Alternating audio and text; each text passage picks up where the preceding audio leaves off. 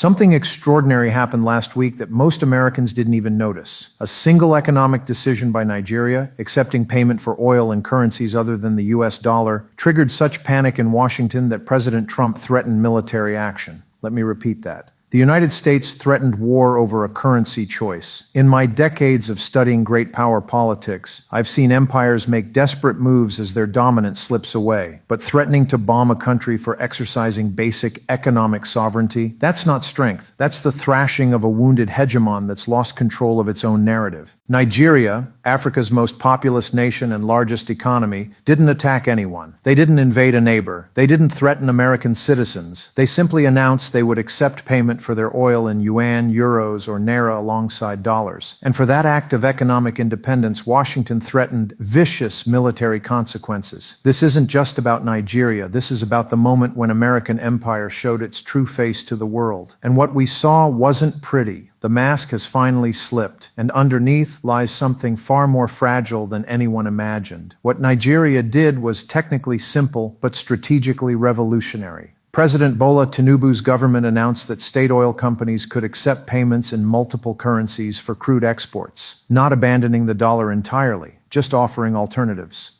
In any rational world, this would be a routine economic decision. Countries trade in various currencies all the time, but we don't live in a rational world. We live in a world where the dollar's monopoly over global energy trade has become the invisible foundation of American power. For decades, the petrodollar system has allowed the United States to print money without consequence, run massive deficits without accountability, and finance military operations across the globe without real cost. Every oil transaction in dollars creates demand for American currency, essentially forcing the world to subsidize our empire. Nigeria's announcement shattered that illusion of inevitability. If a country sitting on some of the world's largest oil reserves can survive without dollar dependence, what stops others from following suit? Trump's reaction revealed everything. Within hours of the announcement, threats emerged from Washington. Vicious consequences were promised. Military options were discussed. The message was clear. Economic sovereignty is an act of war against American interests. But here's what Washington doesn't understand, or refuses to acknowledge. This moment was inevitable, not because Nigeria suddenly became anti-American, but because America has spent the last 2 decades teaching the world that dependence on the dollar is a weapon that can be turned against anyone, anytime, for any reason. I've watched this pattern develop for years. Every time we freeze assets, every time we cut countries off from SWIFT, every time we weaponize the financial system for political ends, we provide the best possible advertisement for alternatives. We're not just punishing our enemies. We're training our allies to prepare for the day we might turn on them too. Nigeria learned this lesson by watching others. They saw how we froze Russian central bank reserves overnight. They watched how we cut Iran out of global banking. They observed how Venezuela's assets simply vanished from international accounts when we decided their government was illegitimate. The message was unmistakable. Dollar dependence equals vulnerability to American coercion. And Nigeria, like an increasing number of countries, decided that vulnerability was too dangerous to maintain. The timing of Nigeria's move is no coincidence. Africa's largest economy has been watching the global landscape shift for years. Chinese investment in Nigerian infrastructure has delivered tangible results: railways, ports, power plants, while Western promises remained largely on paper. When Europe desperately needed alternative gas supplies after the Ukraine crisis, Nigeria found itself in an unexpectedly powerful position. But instead of simply opening the taps and accepting whatever terms Europe offered, Lagos demanded something different: technology transfers, majority Nigerian ownership of projects, and support for sustainable energy transition. In other words, Nigeria began acting like a sovereign nation with its own interests rather than a resource colony existing for others' benefit. This shift in mentality is what truly terrifies Washington. It's not just about oil payments or currency choices. It's about the end of automatic deference to American preferences. Nigeria is asserting the radical idea that Nigerians should determine Nigeria's economic policies. Trump's military threat exposed the intellectual bankruptcy at the heart of American foreign policy. When you can only respond to economic independence with violence, you've revealed that your influence was never based on attraction or mutual benefit. It was always based on fear. The countries watching this confrontation aren't impressed by American power. They're alarmed by American desperation. When the world's strongest military threatens war over a currency decision, it sends a clear message. The empire's economic foundation is crumbling, and it will lash out at anyone who exposes that weakness. But Nigeria isn't backing down. President Tinubu's response has been masterful. Calm, measured, but absolutely firm. He's emphasizing that Nigeria seeks partnership, not confrontation. He's stressing that economic sovereignty is non-negotiable. And he's making clear that decisions about Nigerian currency policy will be made in Abuja, not Washington. Behind the scenes, Nigeria has been building exactly the kind of coalition that makes American military threats politically costly. Coordination with the African Union to invoke collective security provisions, outreach to BRICS nations, engagement with European powers uncomfortable with American economic bullying. The strategy is sophisticated asymmetric resistance. Nigeria can't match American military power, but it can make military action so diplomatically expensive that even a hawkish administration thinks twice. More importantly, Nigeria is tapping into a global sentiment that's been building for years. The world is tired of American financial coercion, tired of being told that economic choices are acts of war, tired of a system where one country's currency dominance becomes everyone else's vulnerability. This is why Nigeria's stand resonates far beyond Africa. Every country that has ever felt pressured by dollar-denominated sanctions is watching. Every nation that has been threatened with financial isolation for pursuing independent policies is taking notes. They're seeing that resistance is possible, even against the world's most powerful empire. The broader context makes this moment even more significant. We're living through the end of the unipolar era, that brief historical period when American preferences automatically became global realities. The world is becoming multipolar again, with multiple centers of power and multiple options for economic partnership. China now offers infrastructure investment without political lectures. Russia provides energy cooperation without regime change demands. India offers technological partnerships without ideological strings. For countries like Nigeria, this proliferation of alternatives represents liberation from forced dependence on any single power. The American foreign policy establishment hasn't adapted to this new reality. They still operate under the assumption that threats and sanctions can compel compliance, that economic coercion is a substitute for diplomatic engagement. But coercion only works when targets have no alternatives. Nigeria's currency decision is proof that alternatives now exist.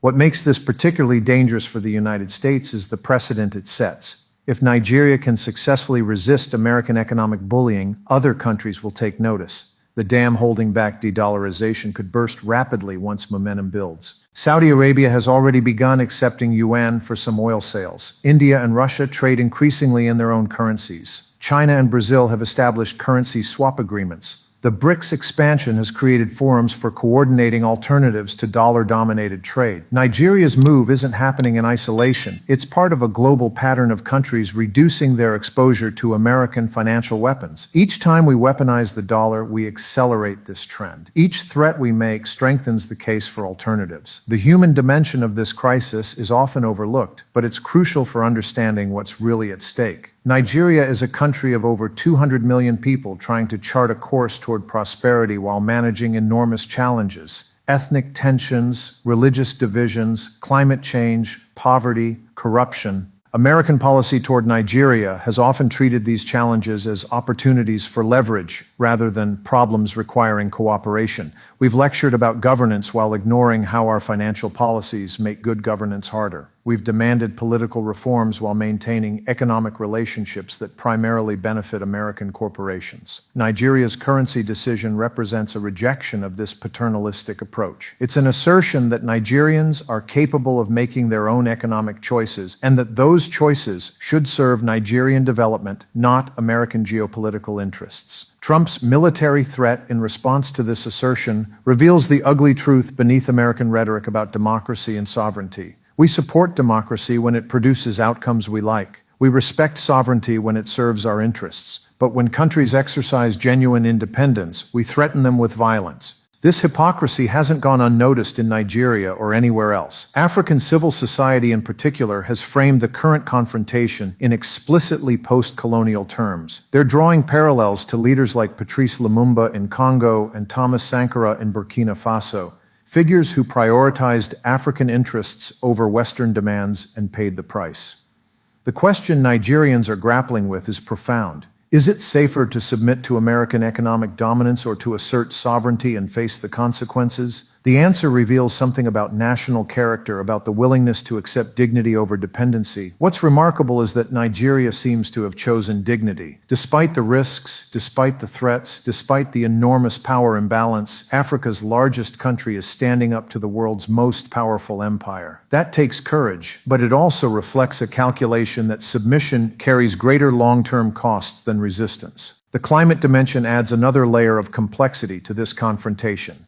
Nigeria is highly vulnerable to climate change.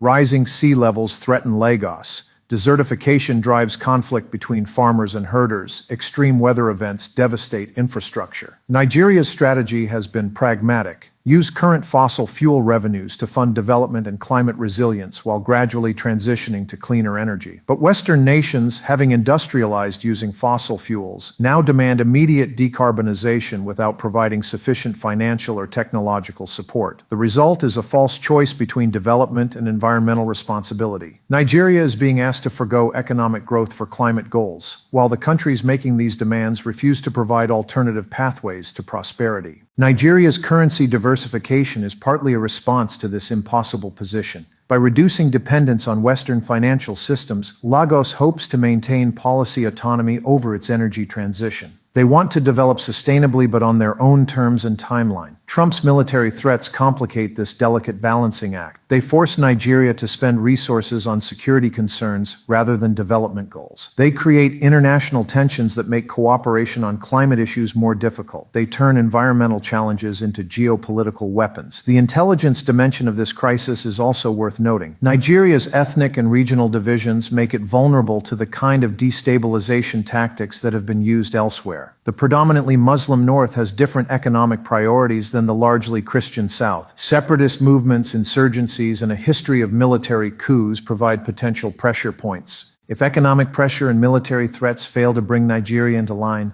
more subtle forms of interference become possible. History shows that when direct coercion fails, supporting internal opposition becomes the next option. Nigeria's leaders understand this, which is why they've been so careful to maintain national unity while asserting international independence. Nigerian civil society has been remarkably vocal in framing the current crisis as a test of national sovereignty. Academics, journalists, and activists are drawing explicit parallels to historical struggles against colonialism. There's recognition that resistance carries risks, but also understanding that continuous acquiescence perpetuates dependency. This domestic support gives the Nigerian government strength in its confrontation with Washington. Unlike imposed leaders or illegitimate regimes, Tinubu's administration can credibly claim to represent popular will in asserting economic sovereignty. The regional implications extend far beyond Nigeria. Other African countries are watching closely to see whether American threats can still force compliance. The outcome will influence decision-making across the continent. If Nigeria successfully maintains its currency diversification despite American pressure, it will encourage similar moves elsewhere. If threats and coercion succeed in forcing reversal, it will reinforce the lesson that challenging dollar dominance remains too dangerous for most countries to attempt. Either way, the precedent set in this confrontation will shape African relations with global powers for years to come. The stakes couldn't be higher for both American influence and African independence. Looking ahead, several scenarios are possible, none of them particularly comfortable for Washington. Nigeria could continue gradual de-dollarization, inspiring others to follow suit and accelerating the decline of dollar hegemony. American threats could escalate to actual military action, with catastrophic consequences for both countries and global stability. Or some face-saving compromise could emerge that allows both sides to claim victory while avoiding immediate confrontation. The most likely outcome is continued tension without resolution. Nigeria is unlikely to reverse course completely, having invested too much political capital in asserting sovereignty. America is unlikely to accept the precedent of successful resistance to dollar dominance. The result may be a prolonged standoff that gradually normalizes alternatives to dollar-dominated trade. What's certain is that this moment represents a turning point in how the world relates to American power. For decades, economic coercion was America's preferred tool for managing global politics, cleaner than war, quieter than invasion, but often just as effective at ensuring compliance. Nigeria's resistance suggests that this tool is losing its effectiveness. When countries can survive American financial pressure by finding alternative partners and payment systems, the foundation of post-Cold War American hegemony begins to crack. The empire's response, threatening military action over a currency choice, reveals both the importance of this foundation and the desperation felt as it erodes. We're witnessing the moment when a superpower's primary tool of influence breaks in its hands. The question now is whether America can adapt to a world where economic sovereignty is possible, or whether it will cling to failing strategies until they drag the entire system down with them. Nigeria's courage in asserting its independence has forced this question into the open. How America answers will determine not just the future of dollar dominance, but the shape of international relations for decades to come. Standing at this crossroads, Nigeria has chosen dignity over dependency, sovereignty over submission. The consequences of that choice will echo far beyond Africa, inspiring others to question whether American economic dominance is as permanent as it once seemed. In breaking its dollar chains, Nigeria may have broken something much larger, the spell of inevitability that has sustained American empire since the end of the Cold War. The world is watching, and the empire's mask has finally slipped.